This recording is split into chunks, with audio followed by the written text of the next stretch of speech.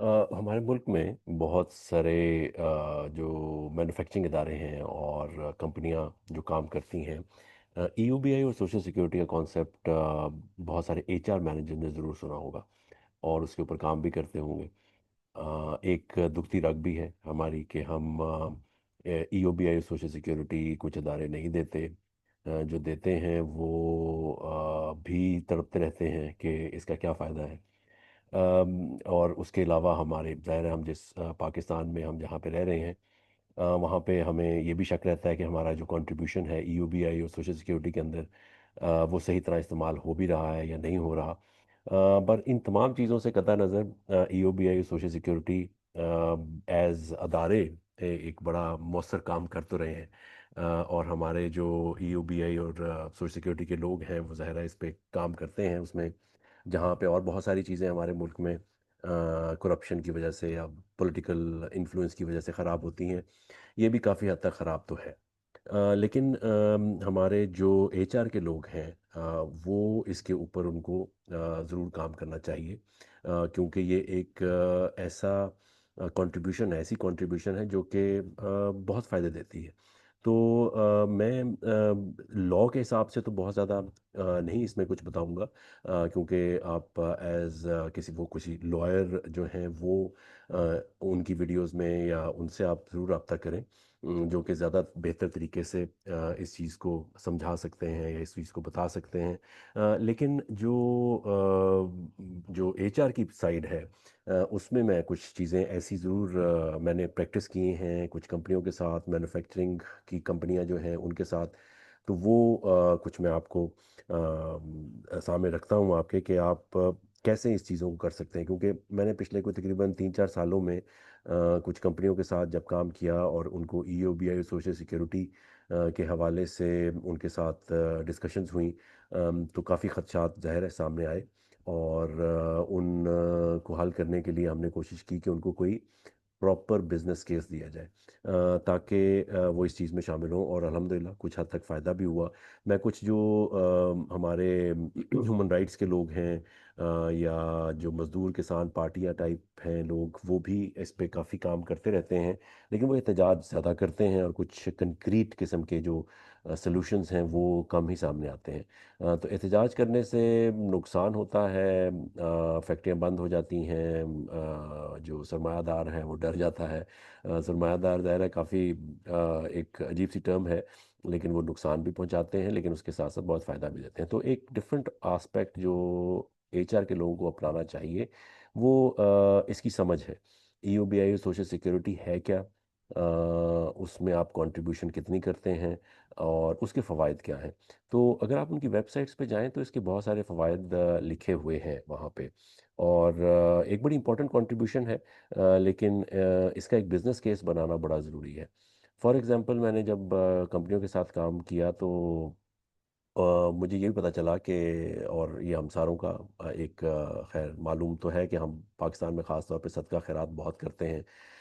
Through out the year करते हैं, रमज़ान में ज़्यादा और बढ़ जाता है।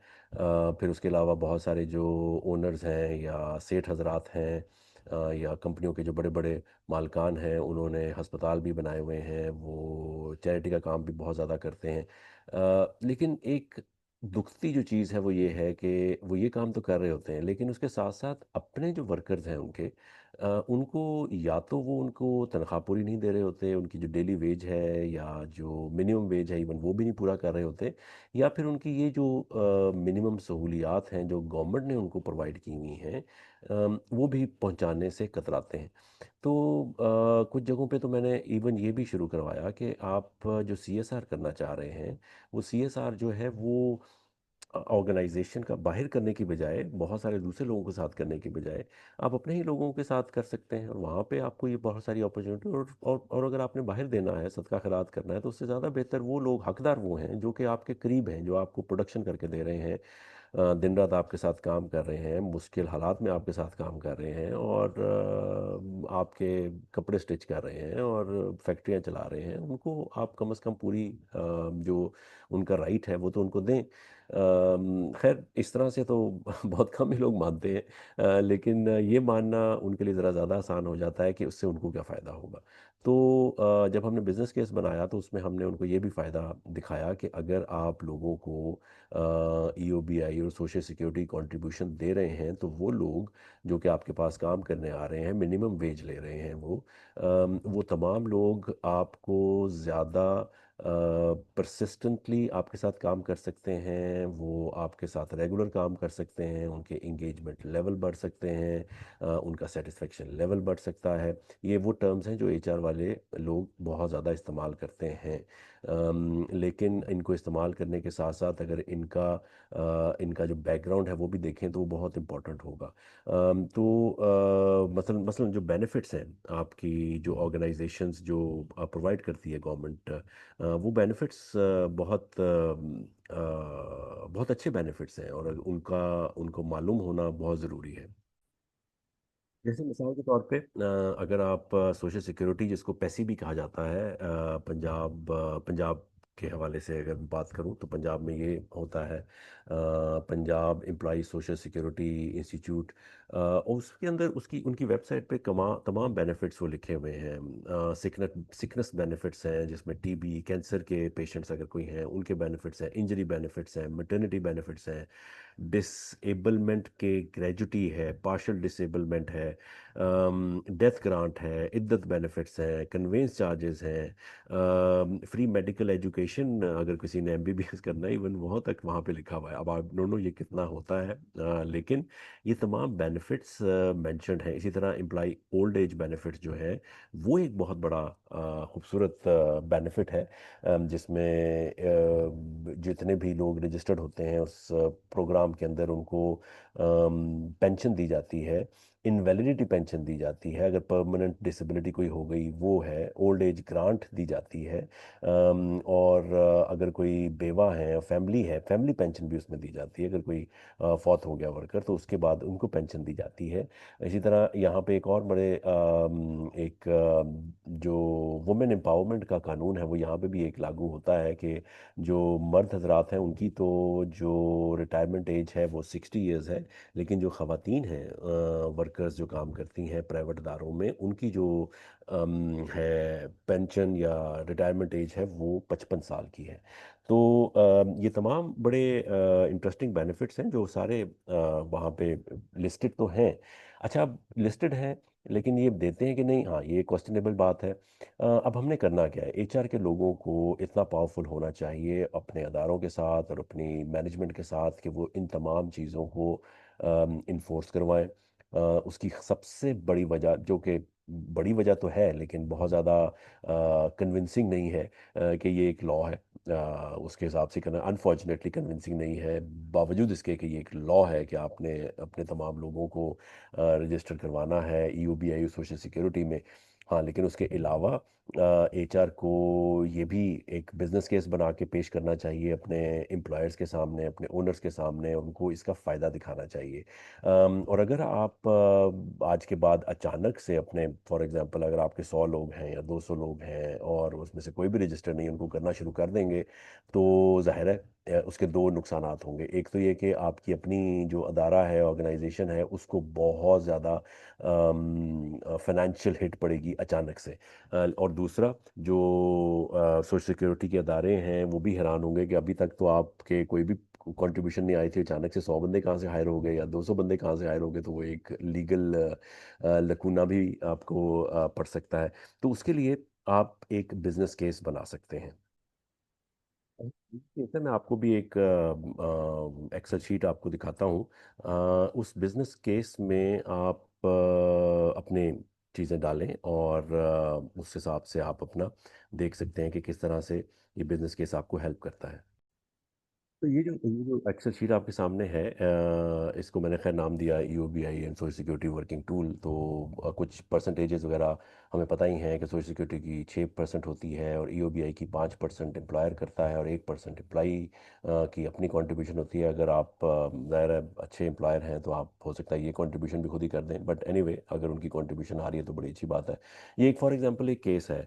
और वहाँ पे 900 वर्कर काम करते हैं और मिनिमम वेज 40,000 है। इसको 37,000 भी है अभी कहीं पे, अभी नोटिफिकेशन इसका नहीं आया। अगर 40,000 है तो ठीक है। अगर वो ये कहें कि 900 लोगों को अभी तक हम नहीं पे कर रहे और अचानक से उन्होंने पे करना शुरू कर दिया, तो आप अगर इसकी टोटल हिट देखें पर मंथ, तो वो 43,20,000 रुपये पड़ती है 900 लोगों के ऊपर। ठीक है, तो ये बहुत बड़ी हिट है, जो कि कोई भी प्राइवेट ओनर जो है उसके लिए ज़रा बड़ा मुश्किल हो जाता है, चाहे वो अरबों कमा रहा है, लेकिन अचानक से इतना बड़ा बजट बिल आ जाए तो बड़ा मुश्किल होता है। तो उसको हम प्रपोज ये करते हैं कि इसको फेज़ वाइज कर लिया जाए। लॉजिक भी बनती है कि आप सारे के सारे लोगों को करने की बजाय पहले ज़रा थोड़े से कम लोगों को करें। फॉर एग्जांपल आप 20 लोगों को करते हैं, सॉरी 180 लोगों को करते हैं, 20% लोगों को करते हैं, तो वो 8,64,000 पर मंथ पड़ जाती है। लेकिन अगर आप उसको भी कम करना चाहते हैं 10% को, तो 90 लोग बनते हैं जिनकी 4,32,000 पर मंथ पड़ती है। और अगर आप कहते हैं कि नहीं हम 5% स्टार्ट करते हैं, तो 45 लोगों को करती है, तो वो सिर्फ 2,16,000 पर मंथ पड़ जाती है। तो 43 लाख से लेके आप 2 लाख पे आ गए, तो ज़रा थोड़ा सा केस बेहतर बन जाता है कि हाँ हम अभी इतनी पेमेंट करते हैं, और इस हिसाब से लोगों को लेके आगे चलते हैं। तो ये जो एक काइंड ऑफ बिजनेस केस है, इससे ऑर्गेनाइजेशंस कम से कम एक इन रुपी टर्म्स या इन डॉलर टर्म्स अपने मैनेजमेंट को सपोर्ट कर सकती हैं कि वो किस तरह से इस प्रोसेस को लेके आगे चले। ये जो आपने शीट देखी, अब इसमें एक और भी ट्विस्ट है। अगर आप ये जो 5% लोग या 10% लोग आपने सेलेक्ट करने हैं, एक बड़ा अच्छा लॉजिक बनती है एचआर के लोगों के लिए कि वो उन तो लोगों को सेलेक्ट करें इस सारे प्रोसेस के अंदर जो कि बड़े अरसे से काम कर रहे हैं ऑर्गेनाइजेशन में, पिछले 3-4 साल से, या बहुत रेगुलर हैं, परमानेंटली आते हैं, और उनको बेनिफिट दिया जाए। तो इसका जो दूसरा बेनिफिट है वो ये है कि लोगों की, जैसे मैंने आपको पहले बताया था, कि इंगेजमेंट बढ़ती है। लोग ज़्यादा तनदेही से काम करना चाहते हैं, क्योंकि ऑर्गेनाइजेशन भी उनके लिए केयर करती है, तो फिर वो भी ऑर्गेनाइजेशन के लिए केयर करते हैं। और ये एक और पहलू भी है इसका, लीगल की साइड पे अगर आप देखें, और अगर कोई लॉयर सुन रहे हैं तो वो इसमें अपना इनपुट ज़रूर नीचे कमेंट्स में डाल सकते हैं, ज़्यादा बेहतर इसको कर दें। अगर मैंने कोई गलत बात कही है तो उसको तसीह भी हो जाएगी उसकी। कि ये तमाम जो बेनिफिट्स हैं, ये उन तमाम लोगों के लिए ऑर्गेनाइजेशन में हैं जो कि उस जॉब पे काम कर रहे हैं जो कि परमानेंट नेचर का है, जिसमें पी स्टेट वर्कर्स भी आ जाते हैं, इवन डेली वेजेस भी उसमें आ जाते हैं। कि अगर परमानेंट नेचर का काम कर रहे हैं, तो उनको तमाम वो सहूलियात देनी हैं जो कि परमानेंट लोगों को दी जाती हैं। तो P state workers, daily wages, drivers, ये तमाम वो लोग हैं जो कि ऐसे जगह पे काम कर रहे हैं जो कि परमानेंट नेचर का काम है, और रेगुलर उसमें चलता चला जाना है, तो वहाँ पे उनको ये सहूलियत दी जानी चाहिए। बहुत शुक्रिया।